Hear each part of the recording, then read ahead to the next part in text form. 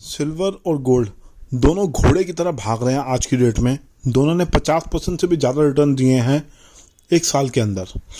और हिस्ट्री का चार्ट उठा के देखें गोल्ड का तो सारे रिकॉर्ड तोड़ दिए गोल्ड ने। और सिल्वर अपने ब्रेकआउट पे खड़ा है। अब ब्रेकआउट होगा नहीं होगा ये आने वाला वक्त बताएगा, लेकिन फिर भी इन दोनों की कीमतें बहुत तेज़ी से बढ़ती चली जा रही हैं। लेकिन एक मेटल और है ऐसा जिस पे नज़र बहुत कम है लोगों की, जिसके बारे में बात बहुत कम लोग कर रहे हैं और जिसका इंडस्ट्रियल यूज़ बहुत ज़्यादा है और इन फ्यूचर काफ़ी तेज़ी से बढ़ सकता है। वो मेटल है कॉपर। तो कॉपर में किस तरीके से इन्वेस्ट कर सकते हैं उसके बारे में बात करेंगे, और कॉपर कितना चमक सकता है आने वाले समय में उसके बारे में बात करेंगे। और क्या कॉपर गोल्ड की तरह भाग सकता है घोड़े की तरह, जी आपको इस वीडियो के अंत में पता चल जाएगा। आप एक कंक्लूजन पे पहुंच जाएंगे कि क्या करना है। तो दोस्तों, कॉपर को मेन यूज़ किया जाता है इंडस्ट्रियल एप्लीकेशन में, चाहे वो वायर हो, पाइपिंग हो या कंस्ट्रक्शन हो। लेकिन दोस्तों, जिस तरीके से इकॉनमी में डिजिटल रेवोल्यूशन आ रहा है, एनुअली कॉपर की डिमांड बढ़ती चली जा रही है। जैसे कि ईवी कार में नॉर्मल कार के कंपैरिजन में 4 गुना ज़्यादा कॉपर यूज़ होता है। जैसा कि हम इलेक्ट्रॉनिक व्हीकल की तरफ जा रहे हैं, पेट्रोल और डीजल वाले व्हीकल आने वाले कुछ टाइम बाद, जैसे गवर्नमेंट का कहना है कि बैन हो जाएंगे, इलेक्ट्रॉनिक व्हीकल का ही फैशन चलेगा। कितनी ज़्यादा कार मैन्युफैक्चरिंग होगी आप ज़रा इस बात से अंदाज़ा लगा सकते हैं, और कितना ज़्यादा कॉपर की डिमांड बढ़ेगी। तो कॉपर का बेसिकली इंडस्ट्रियल यूज़ है। और जैसा कि आप सब जानते हैं, ग्लोबल वार्मिंग के चक्कर में आधी से ज़्यादा मतलब वर्ल्ड परेशान है। वो ग्रीन रेवोल्यूशन की तरफ, ईवी की तरफ, इलेक्ट्रॉनिक व्हीकल की तरफ जा रहा है।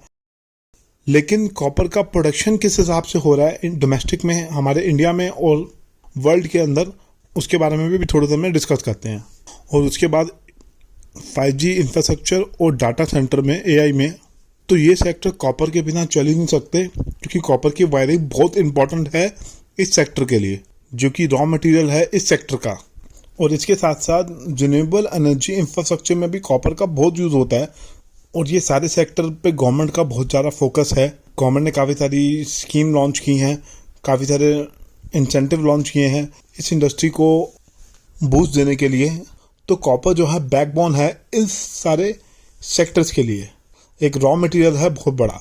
तो कॉपर की डिमांड मुझे ऐसा लगता है कि इन फ्यूचर ग्रो करेगी। जैसे जैसे इस सेक्टर में डिमांड आएगी, वैसे वैसे कॉपर की भी डिमांड बढ़ेगी। तो कॉपर के स्टॉक के अंदर, अब इसके बारे में बात करेंगे, तो कॉपर के अंदर बड़ा राइज आने के पीछे कारण ये है कि सप्लाई कम है, डिमांड ज़्यादा है। आज की डेट में 2 बड़े कंट्री हैं, पेरी और चाइल।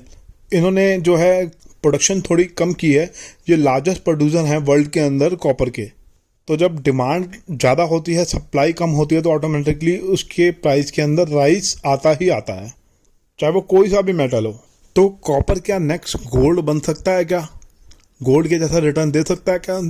तो गोल्ड जो है काफ़ी लोग इन्वेस्टमेंट पॉइंट ऑफ व्यू से लेते हैं। इन्फ्लेशन के अगेंस्ट इसको हेज किया जाता है। और गोल्ड का प्राइस भी काफ़ी तेज़ी से बढ़ रहा है, क्योंकि काफ़ी सारी कंट्रीज जैसे चाइना हो गया, सेंट्रल बैंक हो गया, गोल्ड रिजर्व अपना बढ़ा रहे हैं। इस टॉपिक के ऊपर मैंने अलग से डिटेल वीडियो डाला था, आप चेक कीजिए, लिंक डिस्क्रिप्शन बॉक्स में मिलेगा। तो अब आप मुझसे पूछेंगे कि अगर हमें कॉपर में इन्वेस्ट करना है तो किस तरीके से हम कर सकते हैं। एक तो दोस्तों, आप ETF के थ्रू कर सकते हो, जो मेटल का ETF है, जिसने मेटल स्टॉक में इन्वेस्ट किया हुआ है। कॉपर एक उसका पार्ट है। कॉपर के लिए डेडिकेटिव एक ETF अभी लॉन्च नहीं हुए हैं हमारे इंडिया में, इंडियन मार्केट में। तो ETF है जो मेटल में इन्वेस्ट करता है। मेटल में कॉपर भी एक उसका हिस्सा है, उसमें थोड़ा सा एलोकेशन कर रखा है। तो एक हो गया ETF के थ्रू। सेकंड हो गया डायरेक्ट स्टॉक में। अब ये कोई रिकमेंडेशन नहीं है, ये वीडियो टोटली एजुकेशन पर्पज़ के लिए है, नॉलेज शेयर करने के पॉइंट ऑफ व्यू से है। आप खुद की स्टडी करें, उसके बाद किसी कंक्लूजन पे पहुंचें कि आपको इन्वेस्ट करना है या नहीं करना है, या फिर अपने फाइनेंशियल प्लानर से डिस्कस करने के बाद ही आप इन्वेस्ट कीजिएगा। तो दोस्तों, 4-5 स्टॉक हैं जो कि कॉपर की माइनिंग करते हैं। एक तो हिंदुस्तान कॉपर है, जिसके बारे में आप सब जानते होंगे, जो कि एक PSU कंपनी है, सरकारी कंपनी है, जिसके अंदर काफ़ी तेज़ी देखी गई है अभी कुछ टाइम के अंदर।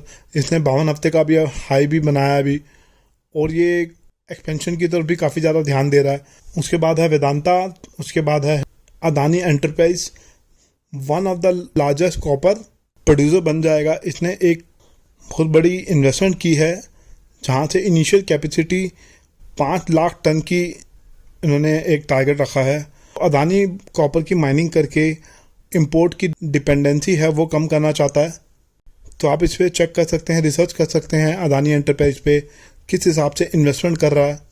तो इंडिया बेसिकली इंपोर्ट करता है कॉपर बहुत ज़्यादा, और अब इंडिया का फोकस ये है कि हम माइनिंग ज़्यादा करें कॉपर की, ताकि हम फ्यूचर की डिमांड को फुलफ़िल कर पाएँ। बाकी दोस्तों, ये कोई इन्वेस्टमेंट एडवाइस नहीं है, ये सिर्फ वीडियो एजुकेशन पर्पज़ के लिए ही है। धन्यवाद दोस्तों, इस वीडियो को देखने के लिए। वीडियो अच्छा लगा हो तो लाइक और शेयर जरूर कीजिएगा। Thank you.